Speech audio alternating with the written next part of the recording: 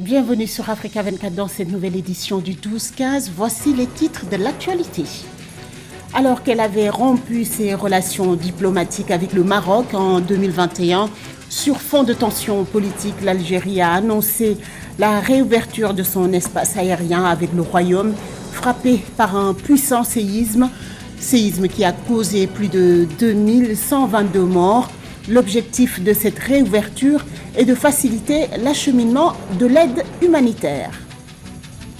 La situation politique reste toujours tendue au Niger. Le Conseil national pour la sauvegarde de la patrie a dénoncé le non-respect du retrait des troupes françaises du pays à travers un communiqué daté du samedi 9 septembre. Et puis en fin de journal, nous irons à la rencontre de Brenda Frigui Aoué au Cameroun. Elle est lauréate du premier prix du petit écrivain, une distinction qui a pour ambition de vulgariser l'écriture et la littérature en milieu scolaire et universitaire. Mais tout d'abord au Maroc, 2 jours après le violent séisme qui a frappé l'est du pays, le bilan continue de s'alourdir. 2122 morts et près de 2500 blessés, dont plusieurs centaines sont dans un état critique. On dénombre également des milliers de sinistrés qui ont passé leur 3e nuit dans les rues. Le Maroc a annoncé officiellement ce dimanche 10 septembre avoir accepté l'aide de l'Espagne, de la Grande-Bretagne, du Qatar, des Émirats arabes unis. À noter que ce séisme de magnitude 7 sur l'échelle de Richter est le plus puissant tremblement de terre au Maroc depuis celui de 1960 à Agadir, qui avait fait plus de 12 000 victimes. Alors qu'elle avait rompu ses relations diplomatiques avec le Maroc en 2021 sur fond de tensions, l'Algérie a également annoncé l'ouverture de son espace aérien après le séisme qui a durement frappé le Royaume. L'objectif est de faciliter l'acheminement de l'aide humanitaire. Cette action de solidarité de l'Algérie est d'ailleurs décrite par la communauté internationale comme un pas vers la réconciliation. Plus de détails dans ce reportage de Marie-Raphaël Tolo. Le 9 septembre, à la suite du violent séisme qui a frappé le Maroc, faisant plus de 1000 victimes, l'Algérie a annoncé qu'elle ouvrira un espace aérien aux vols humanitaires et médicaux ou transportant des personnes blessées vers et hors du Maroc. Pour la communauté internationale, cette annonce s'inscrit dans une volonté de solidarité de l'Algérie à venir en aide au Maroc au détriment des tensions qui existent entre les deux pays. La décision algérienne d'ouvrir son espace aérien après le séisme qui a frappé le Maroc est à mettre dans le compte de la courtoisie diplomatique de type humanitaire. Parce que si l'Algérie n'avait pas posé un tel acte, ça serait très mal perçu. En tant que pays à majorité musulman, les musulmans vivent dans ce qu'on appelle la Oumma, et la Oumma c'est une communauté, et on trouverait mal que malgré les divergences politiques, qu'un membre de la communauté frappé ne soit pas assisté par les autres membres de la communauté. Donc c'est un acte d'abord de courtoisie diplomatique à caractère humanitaire. Outre l'ouverture de son espace aérien, l'Algérie a également exprimé, via un communiqué du bureau du président algérien Abdelmadjid Tebboune, son entière disponibilité à fournir une aide humanitaire et à fournir tous les moyens matériels et humains en signe de solidarité avec le peuple marocain. Ça peut être un tout premier élément de rapprochement qui peut amener à des négociations qui aboutiront enfin à une réconciliation qui sera tout bénef, non seulement pour le Maghreb, mais pour toute l'Afrique, parce que ces deux pays sont des pays majeurs sur le plan politique et économique en Afrique. Notons que le séisme ayant pour épicentre la province d'Al Haouz, au sud-ouest de Marrakech, au Maroc, aurait également été ressenti dans certaines régions algériennes limitrophes au Maroc. Outre l'Algérie, plusieurs États africains et institutions internationales, l'Union africaine notamment, se mobilisent pour apporter leur soutien au Maroc. Au Niger, le Conseil national pour la sauvegarde de la patrie a dénoncé le non-respect du retrait des troupes françaises. À travers un communiqué daté du samedi 9 septembre 2023, les autorités nigériennes ont dénoncé et fustigé ce qu'ils ont qualifié de manque de sincérité de la part de la France.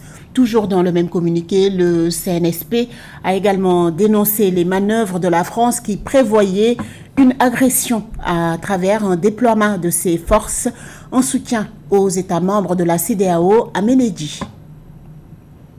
À travers un communiqué officiel, samedi 9 septembre 2023, les autorités nigériennes ont dénoncé l'absence de sincérité et des manœuvres sournoises et dilatoires des autorités françaises dans l'annonce du plan de retrait de leurs troupes au Niger. Selon le Conseil national pour la sauvegarde de la patrie CNSP, aucun progrès n'a été enregistré quant à l'application du dit plan et en dépit de cette annonce, la France continue à déployer des troupes dans certains pays de la CEDEAO dans le cadre des préparatifs pour une agression contre le Niger. Le sentiment anti-français dans ce pays-là est tellement fort que les autorités savent surfer sur ce sentiment pour pouvoir porter les accusations sans avoir besoin d'apporter des preuves. Et le danger de cette politique, de cette stratégie, c'est que quand les populations seront suffisamment chauffées à blanc, elles pourraient être amenées à mener des actions, des manifestations qui peuvent être violentes contre l'ambassade de France et voire même contre la base militaire française. Et là, on est dans une autre dimension.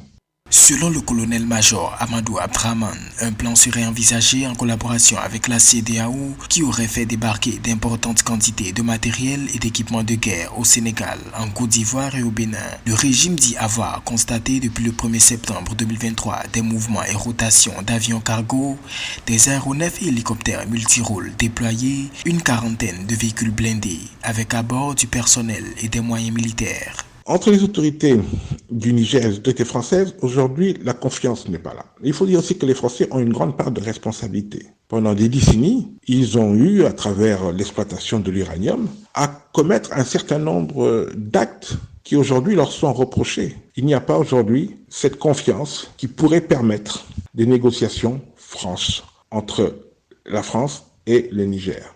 Au Niger, il y a une base américaine et on n'entend aucune accusation contre les États-Unis. Il n'y a pas un sentiment anti-américain, il y a plutôt un sentiment anti-français. Donc, toute l'attention est dirigée, tournée vers la France. Déterminé à expulser la France de son territoire, le Niger avait récemment retiré l'immunité et le visa diplomatique de l'ambassadeur français Sylvain Ité et exigé son départ. La situation politique dans le pays reste tendue depuis le coup d'État du 26 juillet 2023 avec des appels internationaux pour un retour à l'ordre constitutionnel. Le CNSP a qualifié les agissements de la France d'attitudes agressives, sournoises et méprisantes et tient à témoin l'opinion publique nationale et internationale quant au déroulement de la situation.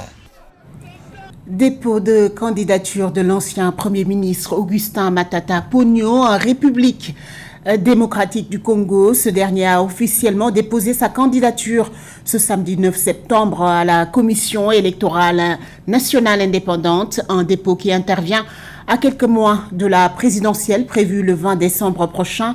Plus de précisions avec Samantha Saberou Saboubanga. En République démocratique du Congo, le sénateur Augustin Matata Ponyo a déposé le 9 septembre 2023 auprès de la Commission électorale nationale indépendante CENI sa candidature à la présidentielle de décembre 2023 devant de milliers de ses partisans. Vêtu aux couleurs de son parti, l'ancien Premier ministre et président du parti politique Leadership et Gouvernance pour le Développement LGD a dit mettre à profit son expérience en tant qu'ancien Premier ministre pour stabiliser le cadre macroéconomique de son pays. J'ai été choisi par mon parti comme candidat unique pour l'élection présidentielle.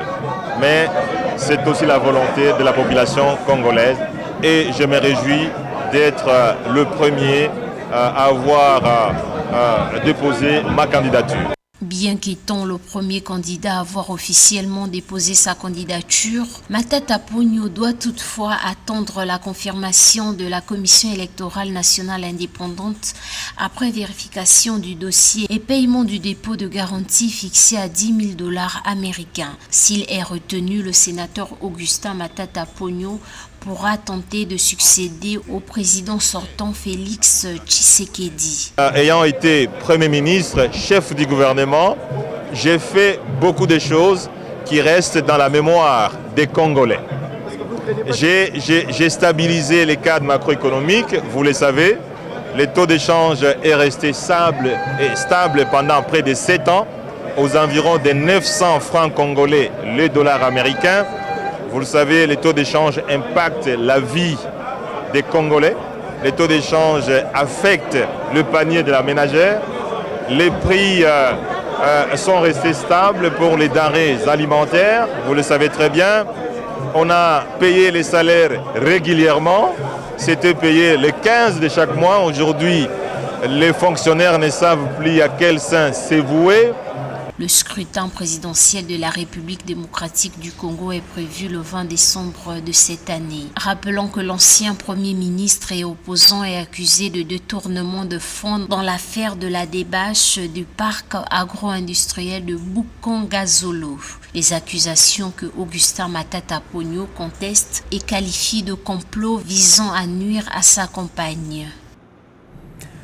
Plus besoin de visa pour voyager entre le Kenya et la République démocratique du Congo. Le 1er septembre dernier, le président kényan William Ruto avait annoncé l'annulation de la procédure de visa pour les Congolais. C'est au tour de son homologue Félix Tshisekedi de supprimer les visas pour les Kenyans désirant se rendre en République démocratique du Congo.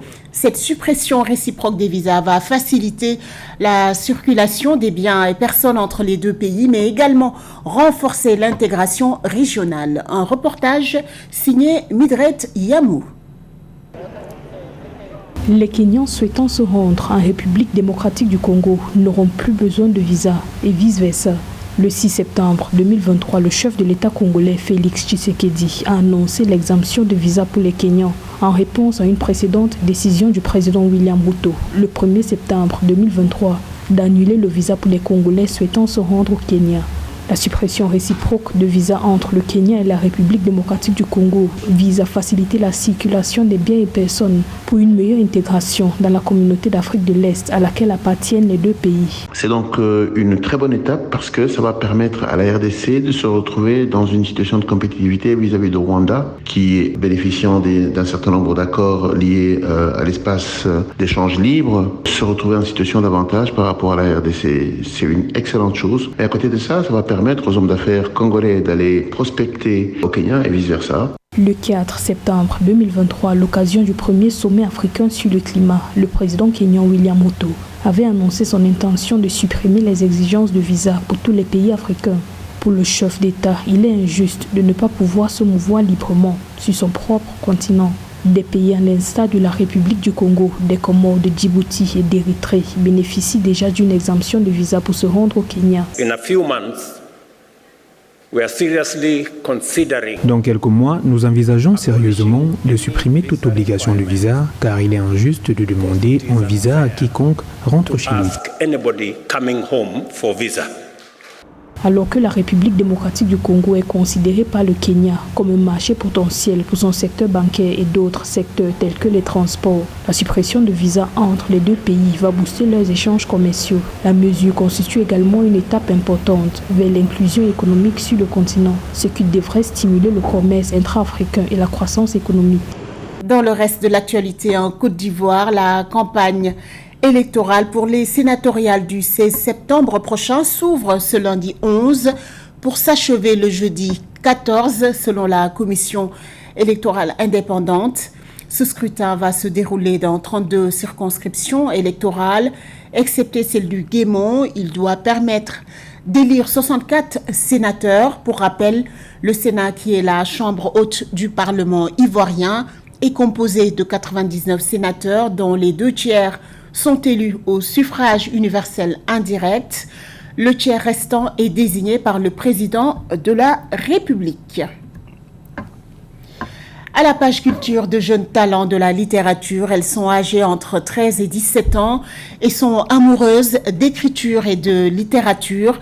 Elles s'appellent Brenda, Abigail, Inès Merveille et Élisée Laetitia.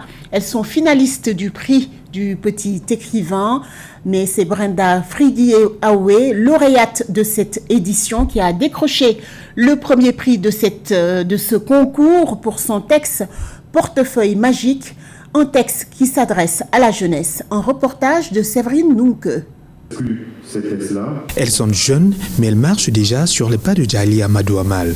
Âgées entre 13 et 17 ans et amoureuses d'écriture, Brenda, Abigail, Inès Merveille et Élisée Laetitia sont les 4 finalistes du prix du petit écrivain, une distinction créée en 2020 par des amateurs d'art et qui s'inscrit dans le cadre de la promotion de la lecture et de l'écriture. L'air ému et enthousiaste, elles procèdent à la dédicace de leur ouvrage, Portefeuille magique et autres nouvelles, un compilé de leurs textes à l'Institut français de Yaoundé. Lorsque j'ai participé, c'était juste une expérience comme ça. Je mettais mon nouvelle et le temps que ça a pris, ça m'a fait vraiment désespérer. Je n'y croyais plus. Donc lorsqu'on me dit que j'ai remporté un prix, je me sentais vraiment sur des nuages. Ça a une très grande importance parce que c'est le rêve de tout écrivain d'avoir son histoire publiée. Et encore plus à mon âge, de rencontrer le ministre. Je suis vraiment contente de cette réalisation. J'espère que ça pourra booster si mon avenir. Si je décide de transformer l'écriture pas seulement pour un passe-temps, mais une passion, une profession. Brenda Friguiawe a écrit Portefeuille magique, texte grâce auquel elle a décroché le premier prix de ce concours. Le texte est un appel à la conscientisation d'une jeunesse de plus en plus tournée vers la facilité. Je suis très heureuse, je ne savais pas que j'allais gagner cette prime. Je ne sais pas trop, je suis vraiment très heureuse. Abigail, 13 ans, la plus jeune des 4 lauréates et aujourd'hui en classe de 3e, a écrit La porte-parole de la Terre. Elle y traite des questions actuelles de préservation de la nature et de la biodiversité, une nature qui donne tout mais ne reçoit rien en retour. J'évoque les sous-thèmes comme la déforestation et la pollution. J'aimerais faire passer par mon livre le message selon lequel nous devons respecter l'environnement et la forêt parce qu'elles nous donnent, mais nous ne donnons rien en retour. Créée en 2020, la distinction dédiée aux élèves du secondaire, qui en est à sa 3e édition, vise à développer un imaginaire inédit chez les jeunes, mais aussi vulgariser l'utilisation et le sens des mots auprès de ceux-ci en milieu scolaire et universitaire. Ce journal a été réalisé par l'ensemble de la rédaction. Merci pour votre fidélité. Dans un instant, une nouvelle édition de l'information sur Africa 24.